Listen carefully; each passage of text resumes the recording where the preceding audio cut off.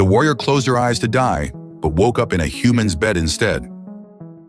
The last thing Kalira remembered was the searing pain of a plasma bolt tearing through her armor, the acrid smell of her own burning flesh, the screams of her fellow Verdani fighters fading as darkness claimed her. She had closed her eyes, ready to join her ancestors in the eternal forest.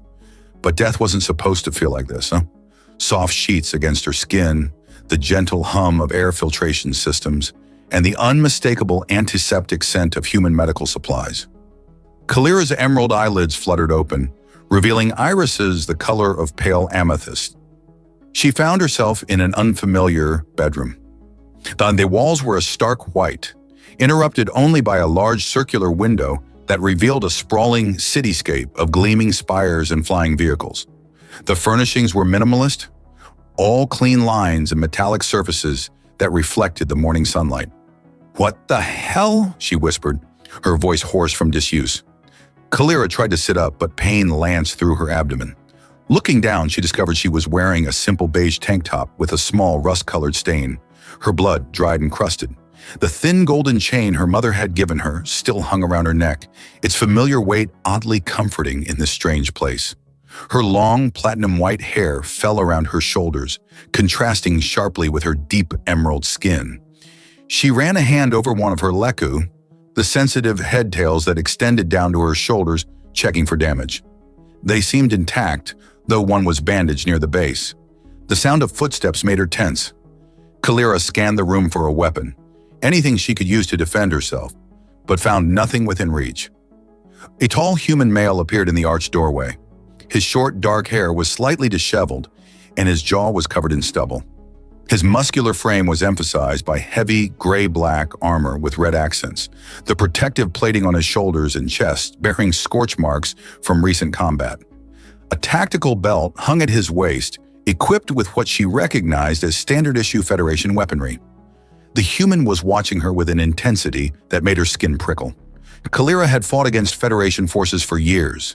This man should be her enemy. Yet something in his gaze didn't match the cold hatred she'd come to expect from human soldiers. "You saved me?" she asked, her voice trembling with a mix of fear and confusion. "Why?" His lips curved into a slight smile.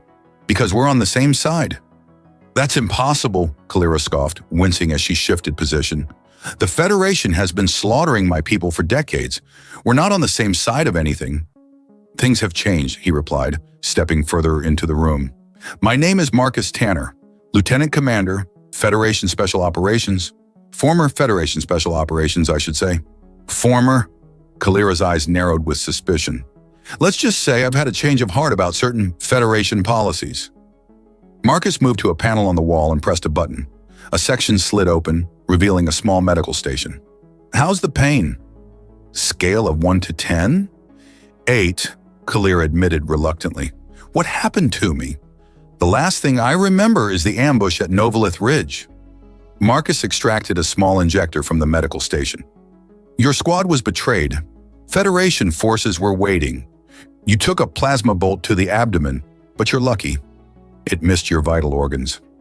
He approached the bed, holding up the injector. "May I?" Kalira hesitated, then nodded.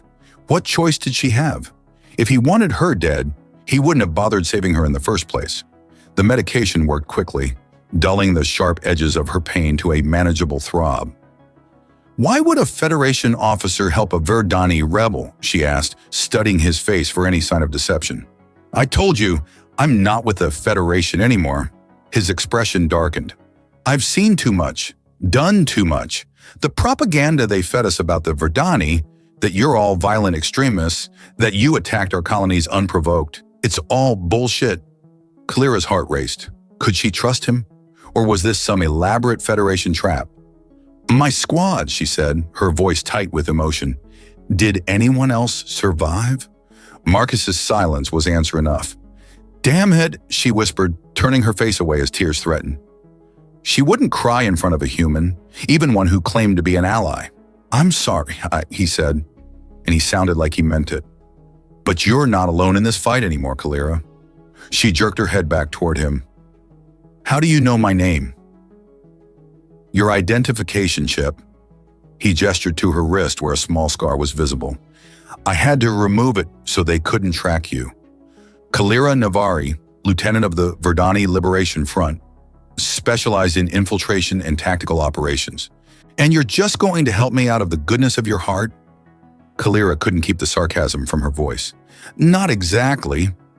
Marcus's expression turned grim. I need your help too. The Federation is planning something big, something that could wipe out what's left of your people. And I can't stop it alone.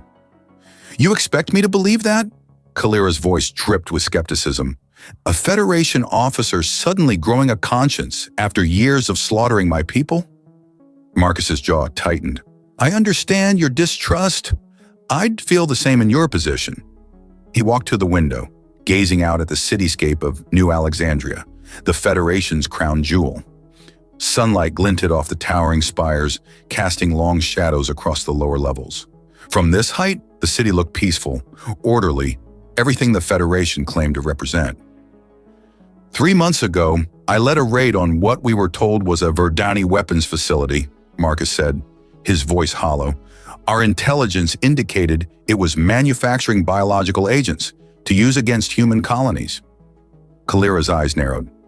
There was no such facility. No, Marcus agreed, turning back to face her. It was a medical research center, developing treatments for radiation poisoning, the kind your people suffer from after the Federation's mining operations on Verdani Prime. He ran a hand through his short, dark hair, his expression haunted. 27 civilians died that day. Scientists, medical staff, even patients. His fist clenched at his side. When I questioned my superiors, I was told it was acceptable collateral damage in the war against terrorism. So one atrocity was your breaking point? Kalira challenged. After how many others? Too many, Marcus admitted, meeting her gaze unflinchingly. I can't change what I've done, but I can try to stop what's coming. Kalira shifted in the bed, testing her strength. The pain medication had helped, but she was still weak. And what exactly is coming that has you so concerned? Marcus hesitated, then moved to a console embedded in the wall. His fingers danced across the interface and a holographic projection appeared in the center of the room. This is Project Purge, he said as the image resolved into what appeared to be a satellite.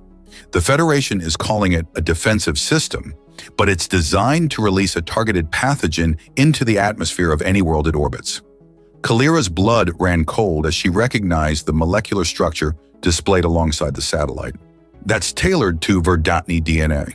Yes, once deployed, it would kill every Verdani on the planet within days, while leaving humans completely unaffected. Marcus's voice was grim. The perfect genocide, clean, efficient, and deniable. When? Kalira demanded, struggling to sit up straighter. The prototype is scheduled for deployment in 2 weeks. They're targeting the Verdani refugee settlement on Lyra 4 first, a field test before moving on to larger populations. Kalira felt sick. Lyra 4 housed over 10,000 Verdani civilians who had fled the conflict, mostly children and elders. Why are you telling me this? What can I possibly do from here? Because I have the access codes to the facility where the prototype is being held, Marcus explained, but I don't have the technical expertise to sabotage it properly. Your file says you specialized in infiltration and have advanced training in xenobiochemistry.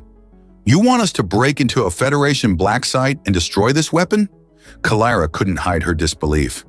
Just the two of us? I have some contacts, other officers who've become disillusioned with Federation policies. Not enough for an army, but enough to give us a fighting chance. Marcus approached the bed, his expression intense. I know it's a long shot, but it's the only shot your people have. Kalira studied him, searching for any sign of deception. Everything in her training told her not to trust this human, this former enemy. But if what he was saying was true, I need proof, she said finally. Show me something that verifies this Project Purge is real. Marcus nodded as if he'd expected this request. He pulled a small data chip from his tactical belt and inserted it into the console. The holographic display changed, showing internal Federation communications, research data, and test results.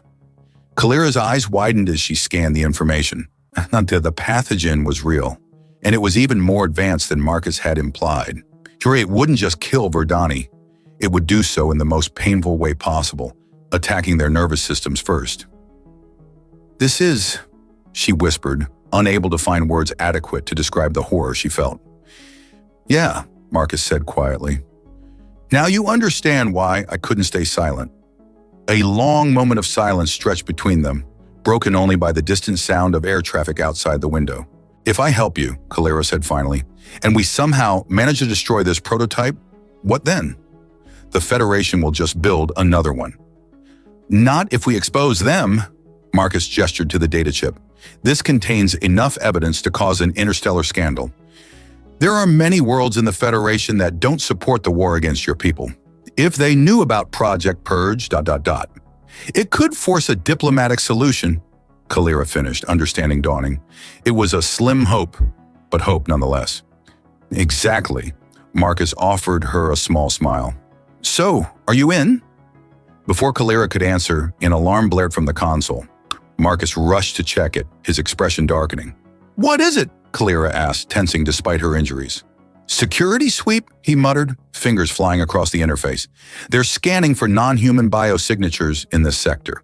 Standard procedure, but if they detect you, they'll know you're harboring a Verdani, Calera finished grimly. We need to mask your signature. Marcus moved quickly to a storage unit, extracting what looked like a metallic bracelet. This should help, but we'll need to be ready to move if they decide to conduct a physical search. As he helped Calera secure the bracelet around her wrist, their fingers brushed. A strange current seemed to pass between them, not quite electrical, but something equally powerful. Their eyes met, and for a moment neither spoke. Marcus cleared his throat and stepped back. The dampening field should activate automatically. It won't fool a direct scan, but it should be enough to avoid triggering the sector-wide sweeps. Calera nodded, trying to ignore the lingering sensation of his touch on her skin. Thank you, she said, the words feeling foreign on her tongue when directed at a human. Don't thank me yet, Marcus replied, moving to check the security feeds on his console. We've got a long way to go, and the odds aren't exactly in our favor. When are they ever? Calera found herself smiling slightly despite everything. So, what's our first move, Lieutenant Commander?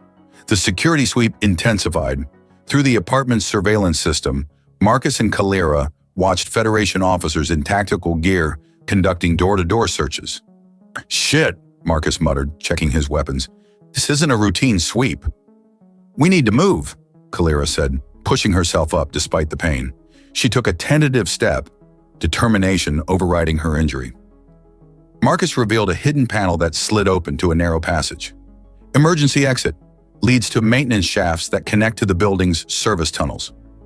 While Calera changed into civilian clothes, a gray jumpsuit with a hood to partially conceal her features, Marcus gathered supplies, weapons, medical kits, rations, and the data chip containing evidence of Project Purge. When Calera emerged, Marcus had exchanged his military armor for civilian attire. You clean up nice for a rebel, he commented, then immediately looked like he regretted the words. Save the charm for someone who isn't aware of your body count, Commander. Former Commander, he corrected, checking the surveillance feed. They're 3 floors down. We need to move now. They navigated the narrow passage to a maintenance shaft dimly lit by emergency lighting. Where are we going? Calera asked as they descended a ladder, each movement sending fresh waves of pain through her injured body. I have a safe house in the lower districts, Marcus explained. Federation presence is minimal there. The slums, you mean? Calera said flatly. Where you dump the non-humans and the humans too poor to be useful? They reached a service tunnel and moved through it as quickly as Calera's condition allowed. After nearly an hour, they reached a street-level access point. The contrast with the upper city was stark. Buildings sagged against one another, their facades crumbling. The streets were narrow and crowded with a diverse mix of species. Humans mingled with various aliens, many of whom Calera recognized as refugees from worlds the Federation had pacified. Keep moving, Marcus murmured. Don't make eye contact. Calera noticed how differently Marcus moved here. Gone was the military bearing, replaced by a slight hunch and furtive glances. How often do you come down here? She asked quietly. Often enough, he replied. The resistance isn't just Verdani, you know. There are humans who oppose Federation policies too. A commotion erupted ahead. A Federation patrol had entered the street. Marcus pulled Calera into a shadowy doorway. "Bad timing," he whispered. "They don't usually patrol this deep." "They're looking for us," Calera realized. "We need a diversion." She slipped from the doorway and moved toward a stall selling recycled electronics. As she passed, she flicked a small tool into the jumble, where it lodged between power cells. The tool did its work. A small electromagnetic pulse caused the power cells to short-circuit. These sparks flew, followed by small explosions that sent the market into chaos. The patrol moved toward the disturbance, and Calera and Marcus slipped away in the opposite direction. Marcus led her to a nondescript building wedged between a repair shop and what appeared to be a brothel. Inside was a small but well-maintained apartment. "You've been planning your defection for some time," Calera observed, lowering herself onto a chair. "Let's just say I've had my doubts about Federation policy for longer than I've admitted to myself," Marcus replied, retrieving a medical kit. As he checked her wound, Calera asked, "Why do you care so much?" "About me, about the Verdani. What's your real stake in this?" Marcus paused, debating how much to reveal. "My brother," he said finally.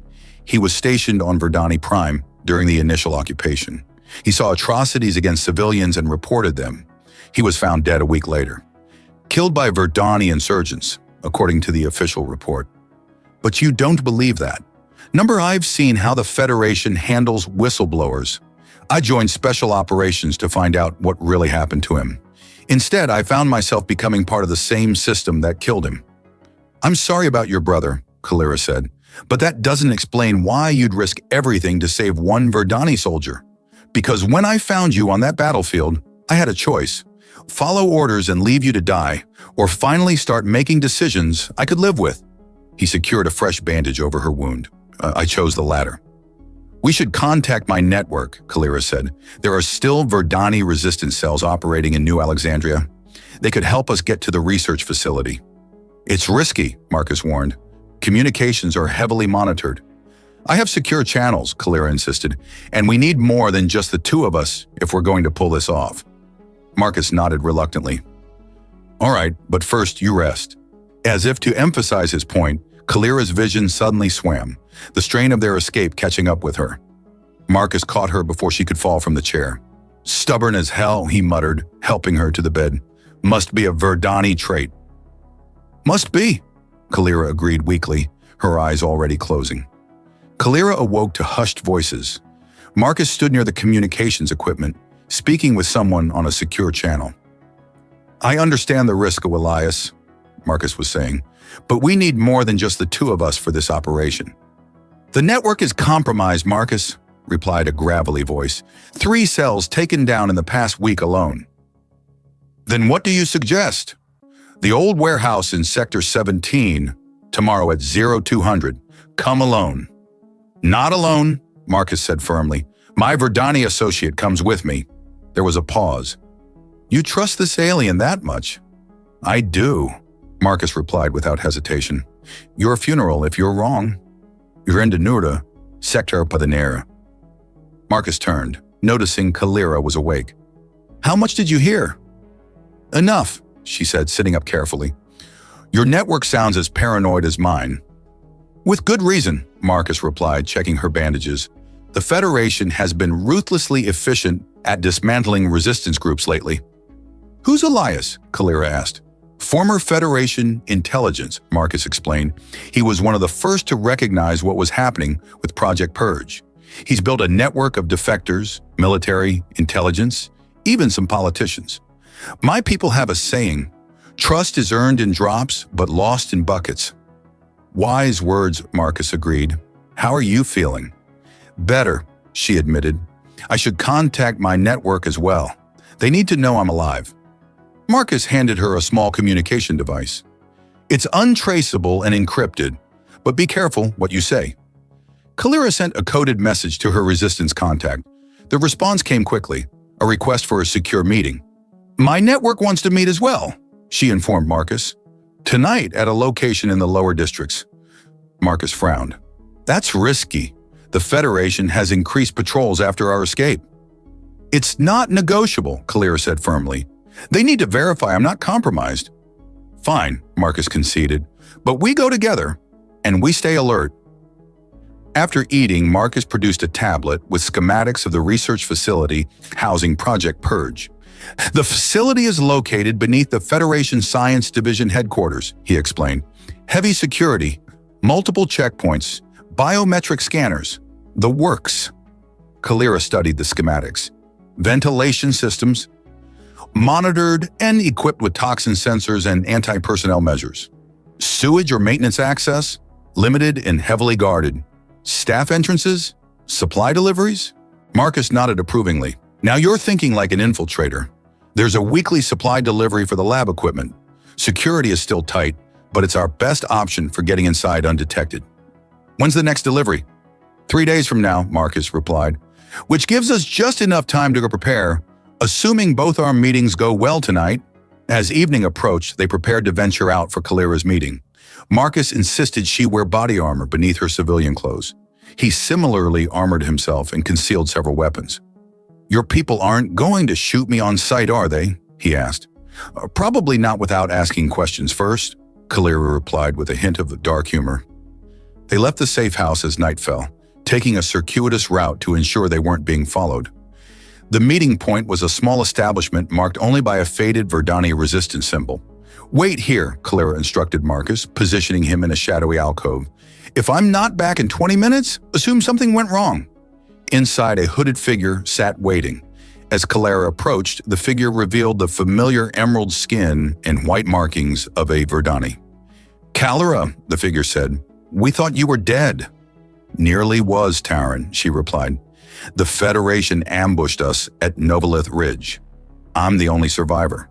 How did you escape? Kalira took a deep breath. I was rescued by a Federation defector. He's helping me expose a new Federation weapon designed specifically to eradicate our people. Taryn's eyes narrowed with suspicion. A Federation defector. Convenient timing. I've seen the evidence, Kalira insisted. Project Purge, a pathogen delivery system targeting Verdani DNA. They're planning to test it on the Lashri-Ur settlement in less than 2 weeks. Where is this defector now? Nearby, Kalira admitted. I trust him, Taryn. Your trust isn't enough, Taryn said flatly. Bring him in. Kalira signaled to Marcus, who quickly joined them. Taryn's hand moved subtly to a concealed weapon. Taryn, this is Marcus Tanner, former Federation Special Operations, she introduced. Give me one reason why I shouldn't kill you where you stand, Federation. Former Federation, Marcus corrected calmly. And because I have access to information and resources your resistance needs if you want to prevent genocide. Marcus produced the data chip, sliding it across the table. Everything we know about Project Purge is on there. As Taryn reviewed the data, his expression grew increasingly grim. Why would you betray your own people like this? Because they stopped being my people when they decided genocide was acceptable, Marcus replied evenly. I joined the Federation to protect, not to exterminate. Taryn studied him for another long moment and then gave a curt nod. If this information is accurate, we have no choice but to work together. The Resistance has been gathering intelligence on Federation research facilities. We suspected they were developing something big, but nothing like this. We've been planning our own operation against the Science Division headquarters, Taryn continued. With your insider knowledge, we can combine forces. What kind of operation? Marcus asked. We have people inside, maintenance workers, cleaning staff, not enough for a direct assault, but enough to provide access and intelligence. And we have something else you might find useful, a Federation security officer sympathetic to our cause. A human? Kalira asked in surprise. His wife was a Verdani, Taryn explained. She died in the purge of the Eastern Settlement. He's been feeding us information ever since. They spent the next hour outlining a preliminary plan. We'll meet with your Federation contacts tomorrow night, Taryn decided. Bring them to the old manufacturing plant in Sector 20. Outside, the streets had grown quieter as the Federation's curfew for non-humans approached. That went better than expected, Marcus commented as they made their way back. The night's still young, Kalira replied dryly. A patrol vehicle glided past, its searchlight sweeping the area. Marcus pulled Kalira into a recessed doorway, where they stood pressed together in the shadows until the danger passed. Sorry, he murmured, stepping back once the patrol was gone. They reached the safe house without further incident. One meeting down, One to go, Marcus said, checking the time. We have a few hours before we need to head to Sector 17. I should rest before then, Kalira said, moving toward the bed. Take it, Marcus offered. I'll keep watch. You need rest too, Kalira pointed out. Marcus hesitated, then nodded. I'll take the chair. Wake me in 2 hours and we'll switch. Marcus, she said quietly, thank you for saving my life, for risking yours to help my people. He gave her a small, genuine smile, the first she'd seen from him. Get some rest, Lieutenant. Tomorrow's going to be a long day. The warehouse in Sector 17 loomed before them. Inside, 5 humans waited, 3 men and 2 women, all bearing the subtle signs of military training. One of the men stepped forward, older with silver threading through his dark hair and a scar running from his temple to his jaw. Marcus, he greeted, cutting it close. Had to be careful, Elias, Marcus replied. Federation patrols are everywhere tonight. Elias's gaze shifted to Kalira. So this is your Verdani ally. Lieutenant Kalira Navari, Marcus introduced her. One of the best infiltration specialists in the Verdani Liberation Front. We've made contact with the Verdani resistance, Marcus continued. They're willing to work with us. They have people inside the Science Division headquarters and a Federation security officer providing intelligence. One of the women stepped forward. Working with the resistance is risky. How do we know they won't turn on us once the mission is complete? We could ask the same about you, Kalira countered. Your people have been slaughtering mine for decades. Enough, Elias said sharply. We're all taking risks here. The question is whether those risks are worth taking to stop Project Purge. They are, Marcus said firmly. I've seen the projections. If the Federation deploys this weapon, it won't stop with the Verdani. They're already developing variants for other species deemed problematic. There's something else you should know, Elias said when they had finished discussing tactical approaches. Admiral Vega has taken personal interest in Project Purge. Marcus tensed visibly. Vega? You're sure? Positive, Elias confirmed. He's scheduled to be on site for the final testing phase before deployment. Who's Admiral Vega? Kalira asked, noting Marcus's reaction. The head of Federation Special Operations, Marcus explained, his voice tight. And the man who ordered the raid on the Verdani medical facility I told you about. He's a true believer in Federation supremacy. He's also the one who likely ordered your brother's death, Elias added quietly. This just became personal for you, Kalira observed. It was already personal, Marcus replied. But yes, knowing Vega is involved complicates things. Don't lose focus, Elias warned. Revenge isn't worth jeopardizing the mission. As the meeting concluded, Elias provided them with additional equipment, advanced communication devices, security bypass modules, and Federation identification codes that would help them access restricted areas. Our inside source reports that security has been significantly increased in the past 24 hours, Elias said. They know something's coming, they just don't know what or when. On their way back to the safe house, Kalira pressed Marcus about Admiral Vega. Will his presence be a problem for you? Can you still focus on the mission? Marcus stopped walking, turning to face her. Part of me wants nothing more than to put a blaster bolt through Vega's head for what he's done. To the Verdani, to my brother, to countless others. But that wouldn't stop Project Purge, he continued. It wouldn't save your people, and it would probably get us both killed before we could complete the mission. So yes, I can focus. The mission comes first. The next evening, they met with the combined teams at the manufacturing plant in Sector 20. Taran and 3 other Verdani resistance members waited on one side, Elias and his Federation defectors on the other. The tension in the air was palpable. Let's get started, Marcus said, stepping into the space between the two groups. We have a lot to cover and not much time. The plan took shape. Marcus and Kalira would infiltrate disguised as technicians during a supply delivery, while Elias's team created a diversion to draw security away from the research level. Taran's resistance members would be positioned to assist with their escape. Their sympathetic Federation security officer, Foster, whose Verdani wife had been killed, had provided them with temporary security credentials and the exact location of the prototype. As the meeting concluded, Kalira found herself standing beside Marcus at the center of it all, a human and a Verdani, bridging the gap between their peoples in a way that would have seemed impossible just days before. The mission was taking shape, more complex and dangerous than either had initially envisioned. But as she looked at the determined faces around her, Kalira felt something she hadn't experienced in a long time: hope. The Science Division headquarters rose like a gleaming monolith from the heart of New Alexandria's central district. From their vantage point, Marcus and Kalira watched Federation personnel entering through various checkpoints.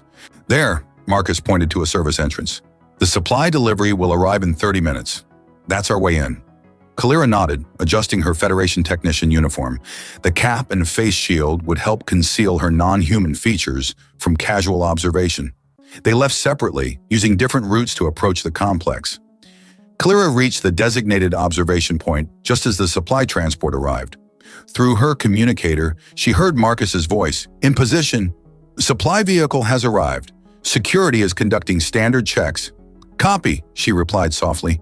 "Moving to intercept point." As the vehicle passed her position, Kalira slipped from cover and moved alongside it in the security camera's blind spot. With practiced agility, she hoisted herself onto the undercarriage, securing her position with magnetic clamps. The transport continued into the facility, passing through 2 more checkpoints before reaching the internal loading bay.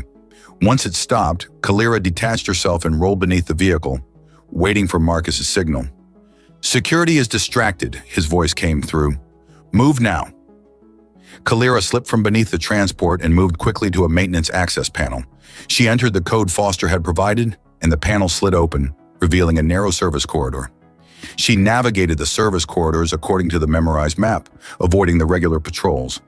After several tense minutes, she reached the designated storage room where Marcus was waiting. "Any problems?" he asked as she entered. "None," she replied. "The security patterns are exactly as Foster described." Right on schedule, alarms began blaring throughout the facility. Emergency announcements directed personnel to evacuation points due to a security incident in the North Wing, exactly where Elias's team was creating their diversion. "That's our cue," Marcus said. They left the storage room and joined the flow of personnel responding to the emergency.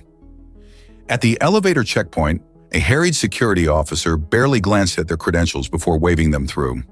Once in the elevator, Marcus used Foster's security card to access sub-level 3. From there, they used the maintenance shafts to reach sub-level 5, where the laboratory housing project Purge was located. When they reached the heavily secured door to the main lab, Marcus used Foster's credentials, but a red light flashed. "Denied," a computerized voice announced. "Level 5 clearance required." "Damn it," Marcus muttered. "Foster's clearance isn't high enough." "Now what?" Kalira asked, tension mounting. Marcus hesitated, then made a decision. "We use my credentials." "What? But that would alert them to your defection." "We don't have a choice," he insisted. Marcus pressed his palm against the scanner and entered his personal code. After a heart-stopping moment, the panel flashed green. "Access granted, Commander Tanner," the system announced. The door slid open, revealing a large laboratory. In the center stood the prototype, a sleek satellite-like device designed to release the pathogen into a planet's atmosphere. While Kalira began planting explosive charges on the prototype, Marcus accessed the main computer terminal to download the research data. "Hurry," he urged. "Using my credentials will have triggered an alert." The computer terminal beeped as the download completed. "Got it," Marcus announced, removing the data module. "All the research data, including the genetic targeting parameters." As Kalira placed the final charge, the laboratory door suddenly hissed open. They both spun around, weapons drawn, to find themselves facing Admiral Vega himself, flanked by 4 heavily armed security officers. "Commander Tanner," Vega said, his voice cold, "I had hoped the reports of your defection were exaggerated." "Admiral Vega," Marcus replied, "I'd say it's good to see you, but we both know that would be a lie." Vega's gaze shifted to Kalira, his lip curling in disgust. "And a Verdani accomplice. How predictably sentimental of you, Tanner. Your brother had the same weakness for these creatures." "My brother had a conscience," Marcus replied. "Something you wouldn't understand." "Conscience?" Vega scoffed. "What I understand is duty to humanity. These aliens are a threat to our dominance of the galaxy. Project Purge is merely the logical conclusion of our mandate to protect human interests." "By committing genocide?" Kalira challenged. By eliminating a threat before it can eliminate us, Vega corrected coldly. As the security officers advanced, Marcus and Kalira exchanged a quick glance. In perfect synchronization, they dove in opposite directions as the security team opened fire. "The charges!" Marcus shouted over the chaos. "Trigger them!" Kalira reached for the detonator, but a blast from one of the officers sent it skittering across the floor toward Vega. The admiral lunged forward, his face twisted with rage. Marcus tackled Vega before he could reach it. "Kalira!" Marcus shouted. "Get the detonator!" Kalira made her move, vaulting over a lab table. One of the remaining officers fired at her, the blast grazing her shoulder. She hissed in pain but continued her momentum, sliding across the polished floor to snatch the detonator. Meanwhile, Marcus pinned the admiral, his forearm pressed against the older man's throat. "This ends now, Vega," Marcus growled. "You're a traitor to your species," Vega spat. "No," Marcus replied firmly. "I'm loyal to what humanity should stand for. Justice, compassion, coexistence, not genocide." The last security officer had Kalira in his sights, but before he could fire, the laboratory door burst open again. Foster appeared, shooting the officer. "Sorry I'm late," the security officer said grimly. "Had to fight my way down here." "Perfect timing," Marcus said, still restraining Vega. "We've got the data and the charges are set. We need to move." Foster noticed who Marcus was restraining. "Admiral Vega," he said, his voice hardening, "the man who ordered the Eastern Settlement purge." "Her name was Nara," Foster said quietly, referring to his Verdany wife, "and she was worth more than 1,000 like you." "What do we do with him?" Kalira asked, the detonator secure in her hand. Marcus looked down at the man who had caused so much suffering. For a moment, the temptation to end Vega's life was overwhelming. "We take him with us," Marcus decided, "along with the data. The Federation Council and the public need to see the face of this atrocity." They secured Vega with restraints, then prepared to make their escape. The facility's alarms were blaring with new urgency. The security system had detected the explosive charges. "We have 5 minutes before this place goes into complete lockdown," Foster warned. With Foster leading the way and Marcus handling their prisoner, they made their way back to the maintenance access point. When they reached the emergency stairwell, they found Terran waiting with 2 other resistance members. "The escape route is clear," Terran reported, his eyes widening when he saw their prisoner. "Is that Admiral Vega?" Marcus confirmed, "the architect of a Project Purge." As they began ascending the stairs, Kalira activated the detonator. A distant rumble shook the facility as the charges destroyed the prototype in the laboratory. When they reached the ground level, security barriers were already deploying. Foster rushed forward, using his credentials one last time to override the system and hold the door open. "Go!" he shouted. "I'll hold it as long as I can." They rushed through the opening. Kalira was last, pausing to help Foster as he struggled to maintain the override. "Come on," she urged him. Foster gave her a grim smile. "Get the data to the council," he said. "Make sure Nara's death wasn't for nothing."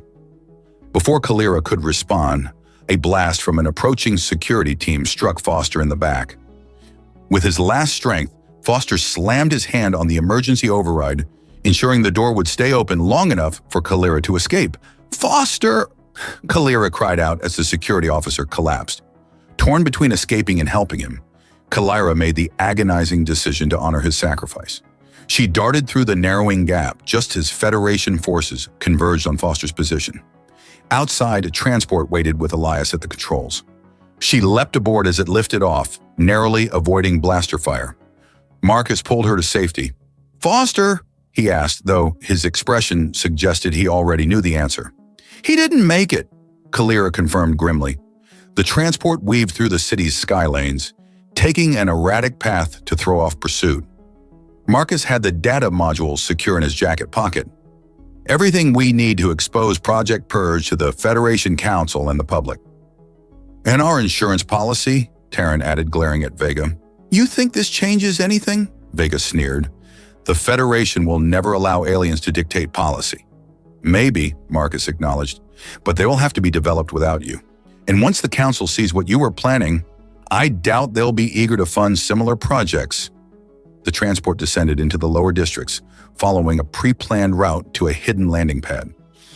The council is in session today, one of the human defectors reported. Annual policy review. All members are present. Perfect timing, Marcus said, but security will be at maximum. How do we get in? I have contacts in the council security detail, Elias replied. They can get us access to the chamber, but only a small team. We'll go. Marcus decided, indicating himself, Kalira, and Vega.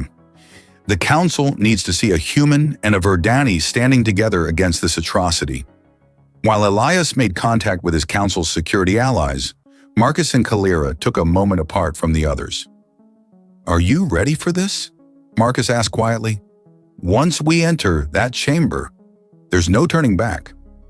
I've been fighting this war my entire adult life, Kalira replied. If there is even a chance to end it today, I have to try. She paused, then added more softly. Besides, I'm not alone this time. Marcus's hand found hers, their fingers intertwining. When this is over, Kalira began, what happens then? You'll still be human. I'll still be Verdani. I don't know, Marcus admitted, but I do know that if we can bridge this gap, a Federation officer and a Verdani fighter, then maybe there's hope for everyone else too. They reached the council building on a diplomatic shuttle provided by Elias's contacts. Two humans in council security uniforms, Reeves and Diaz, were waiting. We have you scheduled as representatives from the Outer Colonies Trade Association, Reeves explained. Your petition is listed as a trade dispute, which should give you the element of surprise. The council chamber was a vast circular room with tiered seating where the 50 members of the Federation Council sat in state. The chair recognizes the representatives from the Outer Colonies Trade Association, announced an older woman with a stern expression. You have 5 minutes to present your petition. Marcus stepped forward. Honorable Council, we are not from the Trade Association. I am Commander Marcus Tanner, formerly of Federation Special Operations. With me is Lieutenant Kalira Navari of the Verdani Liberation Front. Murmurs rippled through the chamber. Before you have us removed, Marcus continued quickly, you should know that we are here to present evidence of a Federation black project designed to commit genocide against the Verdani people. The chamber erupted in shocked exclamations. These are serious allegations, the chair said. Do you have evidence? We do. Kalira stepped forward, holding up the data module. Complete technical specifications and deployment plans for Project Purge, a satellite system designed to release a pathogen that targets Verdani DNA while leaving humans unaffected. And we have the project's architect, Marcus added, pushing Vega forward. Vega straightened, his expression defiant despite his restraints. What I authorized was a defensive measure against a proven threat to Federation security, he declared. His callous description caused another wave of shock through the council. Even members known for their hardline stance appeared disturbed. Clean solution? Kalira challenged. You mean the painless extermination of my entire species? The chair ordered the data displayed on the chamber's main screens. What followed was 2 hours of increasingly horrified examination as the council reviewed the technical specifications, deployment plans, and test results of Project Purge. When the review concluded, the chair called for an immediate vote on several emergency measures. The arrest of all personnel involved in Project Purge, a Federation-wide stand-down of all operations against Verdani settlements, and the establishment of peace talks with Verdani leadership. The measures passed overwhelmingly, with only a handful of the most hardline members abstaining. As Federation security took Vega into custody, the Admiral fixed Marcus with a venomous glare. This isn't over, Tanner. There are others who share my vision. Maybe not today, Marcus replied calmly, but it's a start. The chair approached them as the chamber began to clear. You've taken an enormous risk coming here today. The council owes you its gratitude. We didn't do this for gratitude, Kalira said. We did it because it was right. What happens now? Marcus asked. Peace talks, hopefully, the chair replied. Real ones this time. Given your unique position, a human and a Verdani who have worked together despite every reason not to, you might be valuable additions to the diplomatic team. The diplomatic vessel Unity hung in orbit above Verdani Prime. On the observation deck, Kalira stood watching her homeworld rotate below. The scars of war still visible, but beginning to heal under the joint reconstruction efforts. Marcus joined her at the viewport. "Beautiful view," he commented. "It is," she agreed. "I never thought I'd see my world like this. Not at war, not under occupation, just a healing." "The new governor seems to be working out well," Marcus observed. Kalira nodded. "Terran was a good choice. A warrior who understands the value of peace." She turned to face him. "How was your meeting with the Federation delegation?" "Productive," Marcus replied. "The reparations package has been approved. Resources will start flowing to Verdani Prime and the other affected worlds within the month. And Admiral Vega's supporters? Most have been removed from positions of power, but ideas like his don't die easily. There will always be those who fear difference rather than embrace it." "Then we keep working," Kalira said simply. "One day at a time." Marcus reached out to tuck a strand of her platinum white hair behind one of her leku. "The Peace Commission has asked us to continue our work," he told her. "There are other conflicts brewing on the edges of Federation space." "And us?" Kalira asked. "What about our common ground?" Marcus took both her hands in his. "I've been thinking about that. A lot." He took a deep breath. "I love you, Kalira. I think I have since that first day in the safe house when you called me out on all my Federation bullshit and still trusted me enough to work together." Kalira laughed softly. "I think I fell for you when you didn't shoot me in my sleep that first night." "Such high standards," he teased. "For a human?" "Absolutely," she replied with a grin that quickly softened. "I love you too, Marcus, but the galaxy is still adjusting to peace. A relationship between us won't be easy. Nothing worth having ever is," he said simply. "But if we can help end a war that lasted decades, I think we can handle a few disapproving looks." Kalira's response was to rise on her toes and press her lips to his. When they parted, the stars beyond the viewport seemed to shine a little brighter. "Ready for our next mission, Lieutenant Navari?" Kalira smiled, her heart fuller than she had ever thought possible when she closed her eyes on that battlefield, certain she was about to die. "Lead the way, Commander Tanner," she replied. "We've got a galaxy to change."